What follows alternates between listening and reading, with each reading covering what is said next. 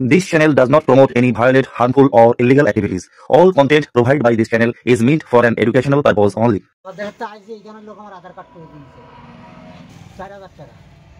প্রতিবার প্রত্যেকটা ভোটে ওরা পরাজিত হচ্ছে, তাই এবারে বাঙালিদের শেষ করে একটা লাস্ট চক্রান্ত করছে। রাজ্যের বাইরে বাংলাদেশি অনুপ্রবেশকারীদের নিয়ে সোচ্চার হতে দেখা গিয়েছে। এবার হাওড়ার ডোমজুড়ে গয়েশপুর এলাকা থেকে এক বাংলাদেশি অনুপ্রবেশকারীকে পাকড়াও করলো গ্রামবাসীরা। তাকে পুলিশের হাতে তুলে দেয় গ্রামবাসীরা। ঘটনাস্থলে চাঞ্চল্য ছড়িয়ে পড়লে ডোমজুড় থানার পুলিশ আধিকারিকরা গিয়ে তাকে উদ্ধার করে। আরও জানা গিয়েছে তার কাছ থেকে ভুয়ো আধার কার্ড এবং ভোটার কার্ড বাজেয়াপ্ত করা হয়েছে। ক্যামেরার সামনে ওই অনুপ্রবেশকারী এবাদুল মোল্লা বলেছেন উনি 29 বছর আগে দালাল মারফত বাংলা থেকে ভারতবর্ষে আসেন। এখানে এসে আন্দুল আড়গোড় থেকে 4000 টাকার বিনিময়ে তিনি আধার কার্ড তৈরি করেন। সূত্রে খবর তাকে জিজ্ঞাসাবাদ করা হচ্ছে। তাদের সঙ্গে আর কারা কারা রয়েছে এবং কাদের এই ভুয়ো আধার কার্ড রয়েছে তার সন্ধান করছে পুলিশ। বিরোধীদের বক্তব্য সবই এ রাজ্যে শাসক দলের আমলে তৈরি হচ্ছে। ভুয়ো আধার কার্ড তৈরি হচ্ছে, ভুয়ো রেশন কার্ড তৈরি হচ্ছে, ভুয়ো ভোটার কার্ড তৈরি হচ্ছে। তারা আরও বলেন বাংলাদেশে অনুপ্রবেশকারীরা এ রাজ্যে আস্তানা গেড়েছে। যদিও এই অভিযোগ অস্বীকার করেছেন স্থানীয় তৃণমূল নেতানেত্রীরা এবং নান্না গ্রাম পঞ্চায়েতের উপপ্রধান বুবাই চক্রবর্তী। আপনারা দেখছেন একটু খবর, সঙ্গে আমি বাবলু শেখ।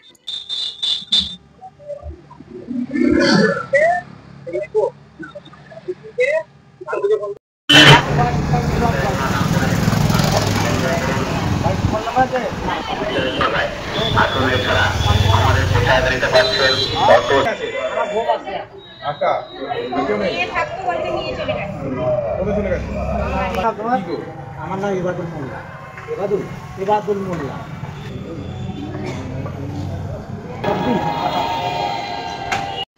কি কাজকর্ম করা হচ্ছে? আমি বোতল করি বাবা। এখন ঝামেলা চলছে, আগে তো ভালো ছিল বাবা। কোন জায়গাটা থাকেন? গয়েশপুর কোঠাইখানার সামনে। পঞ্চায়েত সদস্য নাম কি? আমি বলতে পারবো। লুকিয়ে চুরি এখানে থাকছে? আমি মানে দালাল মাধ্যমে আছি। দালাল মাধ্যমে বাংলাদেশ থেকে চলে আসছে। কতদিন হলো? 29 বছর থেকে রয়েছে। দেখতে আসছে এইখানে লোক আমার আধার কার্ড করে দিয়েছে 4000 টাকা। হ্যাঁ, বাংলাদেশের তো আসছে, আমরা এখানে 4000 টাকাতে আধার কার্ড করি। এইখানে তার আধার কার্ড করি 4000 টাকা। আচ্ছা, 4000 টাকা করে নেওয়া হচ্ছে আধার কার্ড করে দেওয়ার জন্য বাংলাদেশ থেকে আসার লোকেদের। হ্যাঁ, বাংলাদেশের তো আসছে 4000 টাকা করে আধার কার্ড দিচ্ছে। এটা কারা করে দিচ্ছে? ও আড়গোড়ায় করি, আড়গোড়া ঘুনিবাসতলা আড়গোড়া। এটা কোথায়? আড়গোড়া ঘুনিবাসতলা। আপনার নাম? ইবাদুল মোল্লা। আমি পার্টি অফিসে যাওয়ার জন্য বেরিয়ে গেছিলাম সকালবেলা, যেমন যাই পার্টি অফিসে রোজে তেমনই যাচ্ছিলাম। আজকে রবিবার বলে একটু বেলা করেই যাচ্ছিলাম। তা হঠাৎ এইখানে এর আগেও আমি দুবার একবার ধরিনি আমাদের সব পার্টির ছেলেরা, কেন ডোমজুড় পুরো রোহিঙ্গায় ভরে গেছে। পুলিশ অন্ধ, কিন্তু আমাদের কোনো বিজেপির কার্যক্রম হলে, শুভেন্দুয়ার কার্যক্রম হলে কাতারে কাতারে বলে এই সলবেই শুভেন্দুয়া এলো কিছুদিন আগে, পুলিশ দেখলে মাথা খারাপ হয়ে যাবে। যেন মানে কি বলবো আর, মানে অন্য কোথাও থেকে এসেছে কোনো মানে চোর বা ডাকাত এরকম কিছু আসছে, মানে পুলিশ ভর্তি করে দেয়, ঠিক আছে। কিন্তু এইসব বাংলাদেশ রোহিঙ্গা ভরে গেছে আমাদের। আজকে ডোমজুড়েতে এর আগে হয়েছে, আজকে আমাদের নান্না অঞ্চলে পঞ্চায়েত অফিস থেকে হয়তো 150 মিটার দূর হবে, ঢিলছড়া দূর থেকে। আজকে এদিনকে ধরলাম, ওনাকে জিজ্ঞাসা করার পর জানতে পারলাম যে ওনা ওখানে থাকে ওরকম 100 মিটার থেকে 150 মিটার দূরে।